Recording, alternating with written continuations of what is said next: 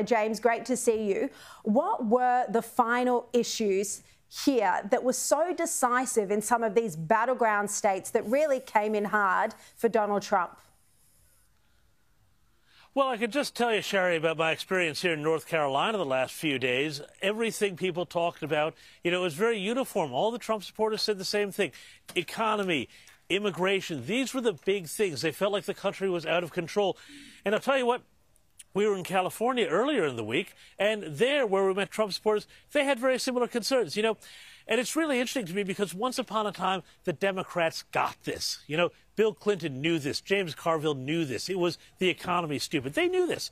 And then somehow, over the decades, they kind of abandoned that, and they got further and further caught up in their own sort of obsessions about things, and they became so unable to pivot back to where they used to be, they vacated the field for Donald Trump, who, on so many issues, actually would have been almost like a centrist Democrat 30 years ago.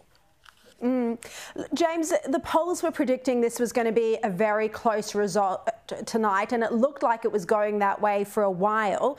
But it looks like it could be quite decisive for Donald Trump. At the moment, Fox News has 277 electoral college votes. He only needed the 270, but it could get higher than that. There's still 4 states where the votes are being counted as we speak. So in the end, this might actually not be the knife-edge, deadlocked result that everyone was predicting.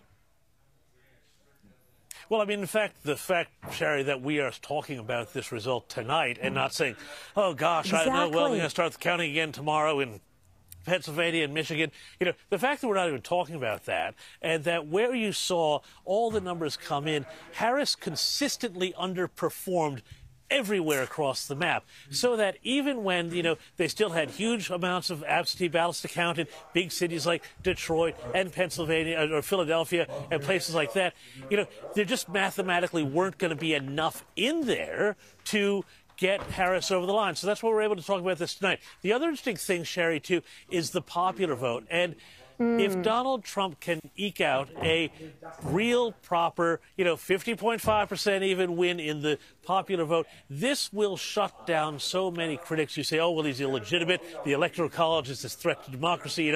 We heard this so many times here from the left, that, it was the Electoral College that was the real problem. And, it just shows that Kamala Harris failed to perform, but it's no surprise she was a failure to perform because she's never been a great performer in anything she's done politically in the past. Yeah, the Democrats were relying on the youth vote, also the women, but those votes either didn't come out strong enough for her or, particularly when you look at the youth vote, yep, sure, it looks like the Democrats won college-educated women, but not necessarily young men. Young men absolutely ran a mile from the Harris campaign. And, I think the Democrats have to only themselves to blame for this, And this happens every cycle, but it's been happening more and more recently. The left has become, a very feminized party, you can say, with a lot of their policies are concerned about abortion rights, reproductive rights, all of that sort of thing. But also, the talk about things like toxic masculinity, and the sort of attacks on just sort of the male gender as kind of this sort of problematic sort of idea. And so guys pick this up. They're not stupid, and they feel like they're not welcome. And so, they look, what does Donald Trump have to offer? Well, he's got Joe Rogan, Dana White, and, he's making them feel welcome. So it's like a no-brainer for young men, but also, women also, I think, felt fairly patronized by this whole campaign of Harris because it sort of talked down to them like, oh, you need our protection and so on. And I think it was quite patronizing to some of them who said, actually there are more important issues. I'm not just concerned about, your particular radical interpretation of, there should be abortion for all 40 weeks of pregnancy, which a lot of women find quite horrific, but also, that like women like everybody else have to live in the real world with grocery prices and gas prices and food prices and everything else. And they said, you know what, this is not working for us. We need to go back to where things were before.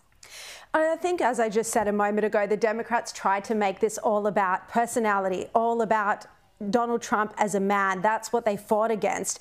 Whereas Trump was fighting on policy issues, and the most critical of which that we saw from the exit polling was the economy. And, you know, just like in Australia, the United States is going through a cost of living crisis. There is a sense that the economy, that people were better off under Donald Trump when he was last president. They're not happy with how things are going at the moment. You know, surely not all of that is necessarily the fault of Biden, but Donald Trump did lay out strong economic policy plan. And this was one of the main issues, the biggest issue that voters supported Trump over.